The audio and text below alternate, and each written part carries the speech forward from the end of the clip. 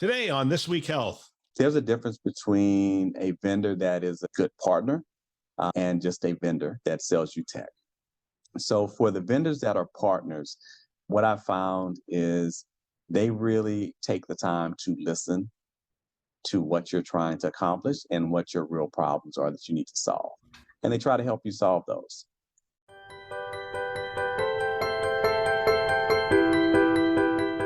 Thanks for joining us on this Keynote episode, a This Week Health conference show. My name is Bill Russell.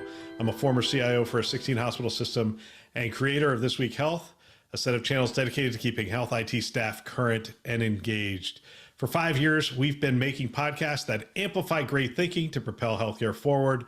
Special thanks to our Keynote show partners, CDW, Rubrik, Sectra, and Trellix for choosing to invest in our mission to develop the next generation of health leaders. Now, on to our show. All right. Today, we are joined by John Henderson from Children's Hospital of Orange County, CHOC. And John, welcome to the show. Thank you. Welcome, Bill. I'm looking forward to the conversation. We did not get to see each other at Vive. You flew in and out, and it's always good to catch up. I don't know when the next time I'm going to be in Southern California, but I served right there next to you. So St. Joe's, our headquarters, and one of our flagship hospital was actually pretty close to the Hospital of Orange County right there. And so I've been in your building many times. It's a phenomenal facility. Thanks. Yeah. I used to have a great view right outside of my window. We've moved offices for the last few years, consolidating space. So I don't get to look at it right out of my window anymore. But yeah, it's a beautiful building, and St. Joe's is still right there. All right. So one of the questions I love to start with is tell us about CHOC. Tell us what you guys are doing and what CHOC's about. Sure. So we're in the city of Orange, Southern California. We are a pediatric health system. We have 2 inpatient facilities. Our other hospital is down in Mission Viejo. We have over 30 plus specialty clinics in the Orange County region, as well as over 30 primary care practices across Orange County. We have over 700 physicians as part of our medical network, and our organization, we have just over 5,000 associates as part of our health system. So we are really focused on not only Orange County, but our mission is really about being the leading destination for children's health. And some of the programs we have in place, particularly our Pop Health program, is really focused on just our patient population, where we have medical homes for our kids, but also really every pediatric patient throughout Orange County and in this region we really want to be able to serve. Yeah, I love talking to the children's hospitals. You guys are doing some fun things. I wanted to focus in on what are some of the priorities? What are some of the priorities potentially for children's hospitals today? And what are some of the priorities for CHOC specifically? Sure. So I'll say our top line strategies are really focused on expanding our population health program. We've been at this for a really long time. We started even before I joined in 2017. Our Pop Health program kicked off around 2012. And so we're continuing to expand that. The focus is not only our primary cares in our network, but really reaching out. We have some closely aligned primary care practices. We call them closely aligned because they're not part of our health system, but we do engage with them to try and provide them with, whether it's some of the best practices with our asthma action plans, any of those types of things. We create a relationship through our Pop Health division to help keep our kids healthy. So continue to expand that. We have over 20 agreements with local school districts where we provide access to the nurses in those schools. So if a kid comes in, they're not feeling well, they have access to our EMR in case they're a patient, so they can look at background history and then also be able to call in to our nurse triage line if they need additional assistance. So continue to grow that is the top priority for us. We're also focused on improving access and capacity. And that really leads to really a complete redesign of our specialty clinics. The whole process from a patient calls in to get service, all the way to looking at the care model and the design of how we deliver services in all of our specialty clinics. So really looking to revamp that to make that simplified, but also make sure we provide the right level of care and really making sure that whether it's the physician, whether it's the nurse in the clinic, whether it's the MA, making sure everyone is really focused on their core competencies and working at the top of their license or specialty. It's interesting. I mean, you gave me two really interesting topics, and I'm surprised. Talking to a children's hospital about pop health is really interesting. I know you guys got some grants around that a while Mhm. ago. I don't know if those grants are still ongoing, but it is a challenge knitting together the data fabric that's required to provide population health across that community in a very distinct population. Talk a little bit about how you get the information across the entire network, because you even talked about the fact that they're not employed physicians of CHOC. Mhm. They're you didn't call them affiliated. What did you call them? Closely aligned. Closely aligned. So how do you create that data fabric where that information flows so that you can provide population health?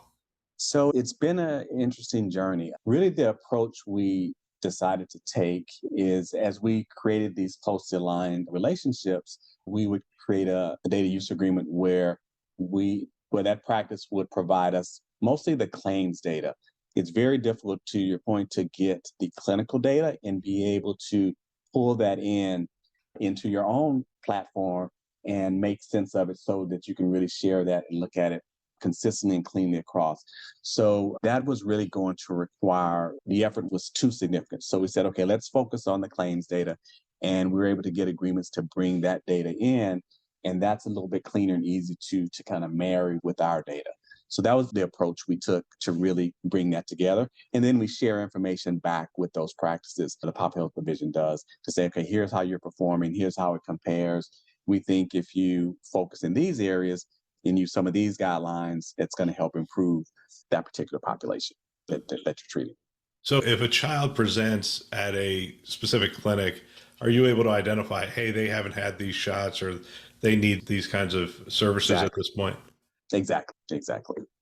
Yeah, I mean, that's phenomenal. So I do want to delve into access a little bit. Access is interesting because access almost denotes, and now clearly there's some physical aspects to it, but it almost denotes technology in a way. How is technology enabling broader access to the CHOC services? Right. So that access program has 6 technology work streams. So there's a whole component of the process. As far as how we assessed and looked at where do we need to improve our process and care redesign, we also outlined, okay, where's our current technology capabilities? Where are the gaps? So we identified gaps in our referral management program. So we've identified an upgrade to fill those gaps. And so we're upgrading our referral management system to make that initial referral much simpler. So a specific example, we made it a little bit difficult for referring providers. We required them to register before they could do the referral. Now that's one barrier to entry. So with the upgrade, we'll eliminate that requirement that you actually have to register in order to do the referral, make it simple and easier. There's many other things that come with that, but that's one of the things that the referring providers felt was a barrier for them. We also are looking at really redesigning our scheduling templates to make them simplified. You may recall from your days at St. Joe's, there can be hundreds, sometimes maybe 1,000 different visit types. Well, if you're going to increase access and move to self-service, you can't have a drop-down list of 300 visit types that a parent is going to look to choose from. That's just going to be too overwhelming. So streamlining those scheduling visits and simplifying those is one part of it. Enhancing the scheduling platform with Cerner to accommodate that is another work stream. But I think then there's also call center capabilities. So we have a call center to manage our specialty clinics. And so it's an older technology. So we're moving to a cloud-based platform that's really going to modernize and bring our call center into the 21st century, whether it's related to virtual assisted chats, being able to do direct chat with the call center agents and or escalate those calls to live person calls if that's what the parent desires to do. So given all of those different means for them to engage with us to get the services that they need, enabling those types of features, the ability to really perform and have workforce management for that call center. So we understand the volumes, the trends, where we need more agents, where we maybe need lower staffing based upon call patterns. Really being able to provide that level of service, which we have been able to provide in a consistent manner. And then I'll say the last big piece of it is really creating we're calling our unified digital front door, which is really a mobile experience where anything that you want to, any service you need, whether you're shopping for services, whether you know exactly what you want, we want you to be able to come through that mobile experience and be able to consume those services from us in a simple, friendly manner. And now there's a lot to make that happen because you got to feed data from the EMR. There's that call center platform I referenced. We're also looking to introduce Salesforce CRM into the mix with our marketing group and have that integrated. So as those calls come in, we know who you are. We know what appointments you have with us. So it gives that type of friendly experience where we don't have to ask parents the same questions over and over again. We already have those answers and help them get to where they need to be. So you mentioned Salesforce CRM. Is that also what you're using for your call center or something different? We'll be using something different. We'll be using TalkDesk for the call center. We did a very extensive evaluation and they really kind of came out on top for us. Yeah. And that's not surprising. The call center is an interesting topic to me because when you go to a large IDN, like our IDN, I think we had, at least 6 call centers, at least 2 of them were outsourced across our 16 hospitals. And most efforts that I made to say, look, let's consolidate these fell on deaf ears back in the day. But I imagine more and more it's becoming obvious that, hey, this is the point at which people are coming in. We can be much more efficient than having all of these people answering phones all over the place. And then we can manage that workforce. We can be more efficient. We can provide multilingual services. We can provide 7x24. There's a whole host of things, cases I was making back in 2012 that was falling on deaf ears. I would imagine that's gained new traction, as you say. So yes and no. Surprisingly, there's still a big change management component to it because we do have more than just the one that I referenced. So we have about 4 other call centers. And I would say today, our conversations are that we'll launch with the call center that handles probably 65% of our specialty clinics, and we'll get that going. We'll show the value. And then the decentralized locations, call centers, we believe that we'll leverage that data to help with the change. Because there's a sense of, well, I have these agents, they are embedded in my clinic, they know my operations. How can someone else be able to serve my patient families in the same way? They don't have that knowledge and expertise. While that's a valid point, the thing that we want to do with this overarching program is really get to a standardization across all clinics. So we're giving the same level of service to all patients. There'll be localization that we'll have to train on. So you have a better sense of what's available in those clinics. That's where some of these technologies that we're looking to implement will come into play to help build that knowledge and be able to share and show that information, insights to those agents as those calls are coming in for those clinics. So it's still a little bit of a discussion point, but we feel like we're having the right discussions and we feel we're going to get to that consolidation over time. Yeah, it's standardization, but it's also personalization. So it's in both directions. And people don't get that. They're like, oh, you're going to standardize the process. You're going to make it vanilla. It's not going to, you're going to lose that personal touch.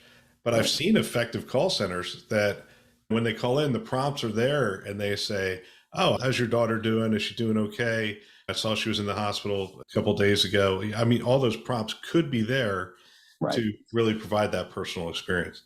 Absolutely. Absolutely. And that's really where we see this going. And but as you mentioned, the efficiency and the service level and the personalization and that experience, we believe that's what's going to get us to that level of experience. And it's what our patients and parents and families are asking for from us. What services, you mentioned the digital front door. I think those are the words you used. Everybody has a little different terminology for it, but the place where we engage our patients. What are the patients and families asking for in that digital front door? If you had to rank the things that they want to see, what are the top 3? They want to be able to self-schedule, simple and easy. They want to be able to do pre-visit, fill out any pre-visit forms, anything we need them to do. They want to be able to do that before they come in. So their wait time is shorter. They're not having to fill out a piece of paper. They want those things. And they want easy bill pay. Yeah. And so those are the 3 big things that we hear. It's all convenience factors. It's interesting how much time I hear people spending on getting the medical record just right on that mobile platform. I'm like, I'm not sure. I mean, I know some people want that and they want to see, but they only want to see parts of it. They don't care about the full medical record on that mobile platform. What they want to see is, I want a quick and easy, here are my medications. So if I happen to be on vacation and I'm seeing a doctor and he goes, what are your medications? You just pull up your phone and say, there, they're there. Exactly. Or better yet, just transfer them to them so that they can see what you're taking. Exactly right. It really is a convenience tool. And sometimes we get wrapped around the axle when we're having conversations internally because we want to do things that our patients aren't necessarily asking for. No, you're absolutely right. So what's that saying? Perfection is the enemy of good enough. Yeah. Sometimes if you strive for perfection and you go down a path of, I'm going to deliver this solution in a perfect state, then you won't ever get there because there will always be one more thing. And so we're really looking at this as, let's introduce the capabilities and functions and features that our patients want, and we will continue to enhance it based upon what they've been sharing with us and what they'll continue to share with us. We want this to be something that is simple and easy. And if you look at other industries and that have really great mobile solutions, they make it really simple and easy for you to interact with them. And that's really what we're trying to do. So talk to me. I mean, CHOC will see the sickest of the sick in terms of children in Orange County. Talk to me about home-based care and the level of acuity and maybe even telehealth and not requiring them to come into the facility as often. What are you doing in those areas and how are you pushing the ball forward in those areas? Sure. So home health is not an area that we have really made a decision to move into. What we have decided, though, is to really continue to grow telehealth. So during the midst of the pandemic, we were running 25% telehealth visits in the ambulatory setting. That's dialed back a bit where we've dropped to about 18.5%. And we really want that to grow. So we are focused on that expansion and we're looking at different models of staffing that can really support that. And so we're continuing to focus there. When it comes to remote patient monitoring, we're running a few pilots right now. We have with diabetes with Dexcom. We've done some with our cardiology clinic where we send the devices home and we're able to monitor remotely. We want to do more of that. The challenge we're facing, though, is some of the devices are still a little bit immature in the market for peds, particularly and primarily because these kids are growing and there's just some challenges with that. But we're continuing to look in other vendors and other products that we can leverage and try. And one of the things about CHOC is we like to be innovative. We like to try new things. So we've kind of taken the approach as these new products come available, we'll do a small pilot if we think the technology has good benefit, and we'll see if that can be something we can grow and develop further. All right, we'll get back to our show in just a minute. We're excited. We have a great webinar for you in May, on May 4th at 1 o'clock Eastern Time. It is part of our leadership series on modern data strategies in healthcare. In this webinar, we're going to explore data-driven approaches to healthcare and how they can improve patient outcomes, increase efficiency, and reduce costs, which are also critical at this time in this juncture in healthcare.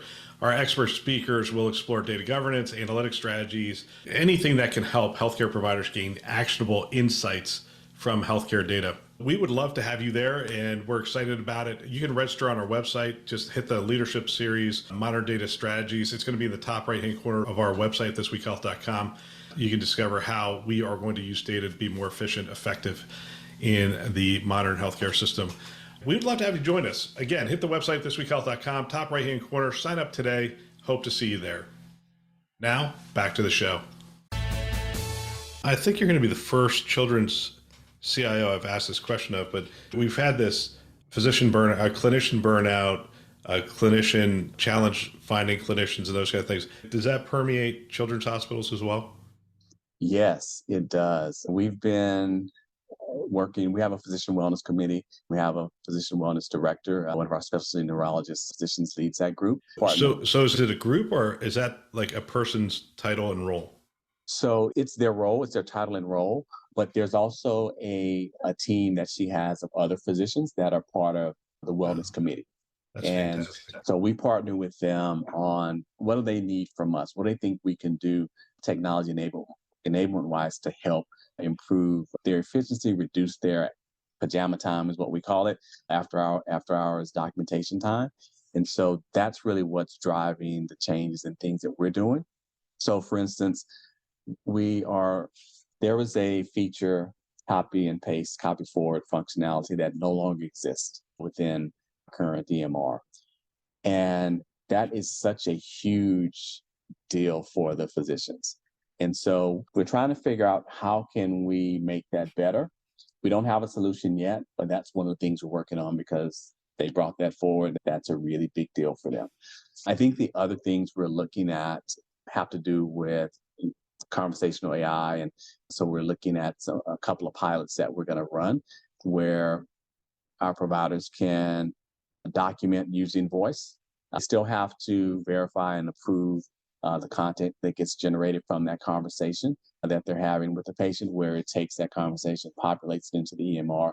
It knows to separate it from what the patient is saying versus what the doctor is stating about that particular visit. So we're looking at those things to kind of ease that burden. We think that's going to help, but we also know that there's other things that's going to have to come into play. Sometimes it's also about staffing models within different clinics and specialties. And so we're also looking at those elements as well. Yeah, it's I'm hearing so many creative things in this area, just different types of schedules, almost planned sabbaticals, periods of extended time away. We're starting to treat this like, I mean, the only analogy I have is MASH 4077, when they would look at him and say, you can only be on the front lines for so long, and you have to take some time away from it. You cannot always be in the heat of the moment. And I've seen some organizations actually really get creative with their scheduling and with extended time and that kind of stuff. So, I mean, that's really encouraging. I'm looking forward to these. We were excited about the ambient clinical listening and some of those devices and some of the directions it was going. And now we're seeing such activity, such massive movement in that area. And now, again, it's not trained specifically on healthcare and our language and our nomenclature and that kind of stuff, but it's showing such promise. These large language models are showing such promise that it will be interesting to see if we can really take a significant burden with that. There's always been promise, Right. but we're starting to see some real progress here. Yeah, I agree. I think we're going to really see that progress happen.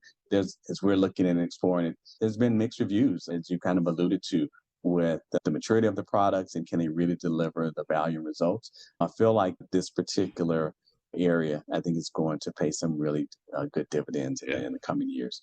I'd be remiss if I didn't mention ChatGPT. Yeah, yes, you would. You'd be the first person on the show in months who had. As much as I think it has promise, but I will tell you, I also view it with skepticism. And not because I don't think that the technology has value, but I'll use a comic theme quote: with great power comes great responsibility. With this tool, so many things can go wrong, but you can also have some things go really right. And we just got to be really careful with how we approach it and leverage it for the good that it can provide. Yeah, I'll probably save this for another time because I've been spending a lot of time in ChatGPT. The other day, I sat down and wrote a program with prompts, and the program worked flawlessly. And I mean, I had to change the prompts a couple of times to get the variables the way I wanted to and things to work. So it was helpful that I had programming knowledge. It wrote the code. I mean, it's not like I sat there and started with a blank screen and had to, it was really fascinating. So anyway, we'll see where that goes. And I guess I look back to 2012, 2013, we were rolling out the computer-based transcription services that were available back then. And the doctors were excited. Then they seemed to plateau and not make much progress for almost 5 years. And it was, is this all you got? Can't you do more? Right. And it seems like we're almost on that cusp of we are going to be able to do more. So that's the exciting piece. Let me see what direction. I don't ask CIOs about their cybersecurity policies because you can't talk about them anyway. 21st century cures is kind of an interesting area to get down, but I don't think I really want to go there. Here's what technology are you keeping an eye on right now that you believe is going to have an impact on healthcare in the next 3 to 5 years that it may not be here yet, but you're looking at it going, yeah, that's it. I know we just talked about ChatGPT, but is there something else you're looking at? So there's two things I kind of referenced it already. Really just looking at some of the medical device providers that can bring some of these devices to market for our chronic kids and to be able to really better monitor those. So that's the area that I'm most interested in. So they're getting smaller, which they're always getting smaller. Yes. They're connecting to faster networks and getting hmm information back to us. But I'm trying to think what other things we're seeing around these devices, and they're getting easier to. I think that's the other thing. Easy The to use. biggest progress I've seen is I've seen these one button devices that used to be pretty complex that a mom or even a kid can use. Yeah, you hit the nail on the head. They're so complicated. Once you explain to the parent, here's what you need to do when you go home. You can give them the sheet. You get home, and there are so many things going through your mind as you're hearing what the doctor's telling you about your child's condition, how you need to use this device. By the time you get home, you're not going to remember any of those things. And even if it's on a sheet of paper, you're following instructions, trying to get this device to work. And there's always nuances, right? And so getting them to kind of the single button, the easy to use simplification is what's been a big barrier. And I agree with you. That's getting much easier than making the devices a bit simpler. Yeah, Um, and no doctor wants to be a help desk. exactly right. Exactly right. I think the other technologies, and now these aren't new, what I'm getting ready to share, but I think particularly in healthcare, the value of automation, whether it's RPA, process orchestration, process mining, those are going to become what I call standard capabilities that health systems just have as part of their capabilities. There's historically, that's not been something that healthcare organizations have really paid attention to, but a lot of them are doing that now. We have a heavy focus on it, creating a whole program around it. But those types of capabilities, not just from a revenue cycle perspective, but really across your entire health system, there's so much activity that any department has to perform that I feel like those capabilities are going to become really standard. If you're going to compete and you're going to deal with whether it's the changes in legislation around reimbursement, you're going to have to figure out how to drive out cost, but really also continue to fuel the organization. And I feel like those capabilities are really going to be what helps you do that. It's going to be Yeah, a key part of your tool set. when we used to talk about automation or AI in healthcare, people would get antsy because it's like, oh, that's going to replace me. And I saw an interesting comment the other day, and somebody essentially said, you're not going to be replaced by AI. You're going to be replaced by another person who's using AI.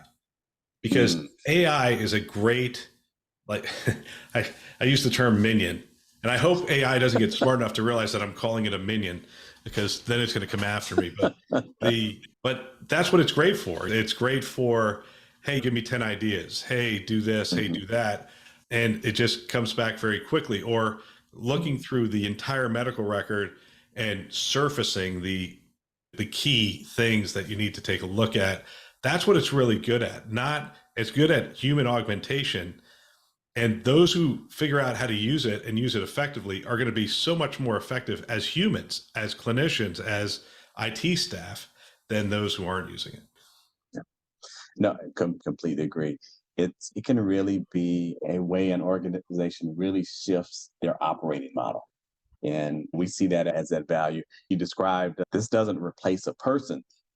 I actually had that exact conversation as we were launching our program and saying, hey, we're gonna go slow so we can go fast because we need to do it right. We need to make it sustainable. And the conversation was, well, you're going to be in these areas working on these workflows and processes and automating these.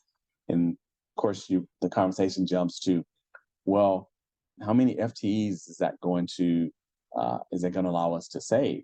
And I said, well, I'm not automating an individual's entire job. We're automating workflows, we're automating tasks, and this can be 5 different people performing a piece of work related to a complex workflow. I said, so it's not an individual's job, it's components. I said, you're going to get value and productivity improvements, but it's not an individual's job that we're automating. That's not really what this is about. We won't find a scenario where we're able to just automate an individual's entire job. So that's Yeah. not really what you're going to see. And Nor that was important because they didn't have an appreciation or understanding of how all of this stuff works. Yeah. And I just heard a nurse I was talking to described it as trying to save every nurse. I think she said 3 minutes. She may have said 5 minutes, 5 minutes per patient per day. And she goes, at the end of the day, we just saved them an hour. And you're going, yeah, that's significant when you have a clinician shortage and staff shortage and burnout and those kind of things. What if we could go to a 7-hour workday because they're just much more efficient, or just give them a longer break, or whatever it happens to be. But I agree with you. You started this by saying this gives us a chance to really redefine what it looks like to work in a hospital, to be in a health system, and just redo the entire workflow and just be much more efficient with it. Absolutely. Absolutely. It goes, even if you think about back when you're trying to get Tap and Go funded, it was things like what you described.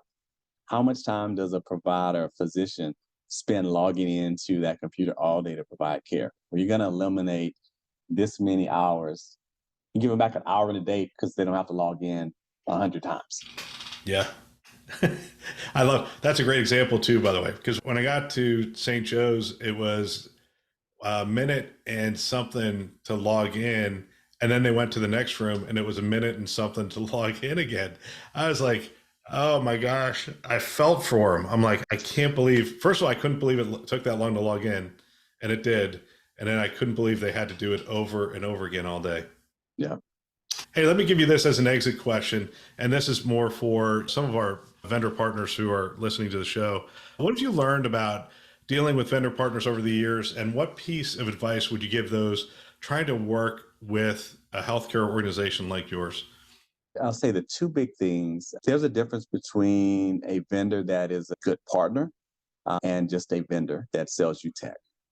So for the vendors that are partners, what I found is they really take the time to listen to what you're trying to accomplish and what your real problems are that you need to solve. And they try to help you solve those. And they also, then this is rare, what I'm getting ready to say, but the ones that are really good at this will tell you when their capabilities can't solve your problem. You're going to have to go somewhere else. And that's really important. And so when you find those, you want to continue to work with them, because everyone's going to tell you their capabilities can solve all your problems. So I think the other thing is that's rarely the case. And if you have vendors that are trying to convey that, then I think that's where you want to convey the message. Look, you're not going to be my everything for everything. So let's figure out where you're going to play, where you really do well, and let's focus on that.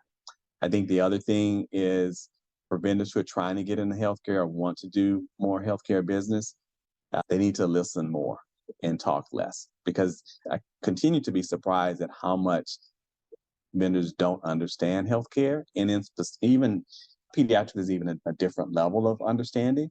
They don't even do the research to really understand what your business model is and what kind of care you provide. They just come in trying to sell. So my advice is particularly on that is they need to do the research and really need to listen, talk less, particularly in those early stages. Yeah. Wow. I love that, because the best partners I had really understood the space, and they understood all the different competitors and things that we were looking at. And the ones that would look at us and go, I'm not sure you really need a DLP solution. Maybe you should consider this. And I'm like, yeah, but you sell DLP. They go, yeah, that's not what you're describing here. What you're describing is this. I go, absolutely. Yeah, that's so valuable. Well, John, I want to thank you for your time. Always great to catch up, and I look forward to being in the same town again sometime soon. Maybe we'll even run into each other in that same town. Sounds good. Look forward to it. It's been great talking to you today. I love the chance to have these conversations. I think if I were a CIO today, I would have every team member listen to a show like this one. I believe it's conference level value every week. If you want to support This Week Health, tell someone about our channels. That would really benefit us. We have a mission of getting our content into as many hands as possible. And if you're listening to it, hopefully you find value. And if you could tell somebody else about it, it helps us to achieve our mission. We have two channels. We have the conference channel, which you're listening to, and This Week Health Newsroom. Check them out today. You can find them wherever you listen to podcasts, Apple, Google, Overcast. You get the picture. We are everywhere. We want to thank our Keynote partners, CDW, Rubrik, Sectra, and Trellix, who invest in our mission to develop the next generation of health leaders. Thanks for listening. That's all for now.